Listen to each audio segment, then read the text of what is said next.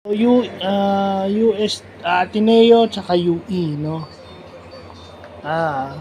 Well, alam naman, expected na natin o expected ng maraming tao na mananalo ang Ateneo over UE, pero hindi natin alam na magiging dikita ng laban, no? Kasi alam naman natin pag Ateneo UE in the past few seasons ng UAAP, talagang ang Ateneo ang way above way above UE, no? Pero ngayon dikitan, competitive yung laro. It just so happens na Ateneo got more shots in, no, got more steals over UE.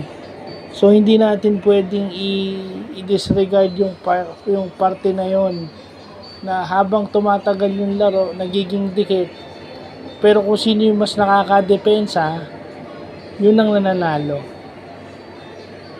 Well, definitely yun lang yun, hindi na natin dapat lagyan ng maraming but yung defense na lagi kong sinasabi, yun ang magpapanalo sa'yo sa dikit na laro, kasi offense can bring you back in the game, but defense would win you the game. So yun ang nangyari dyan.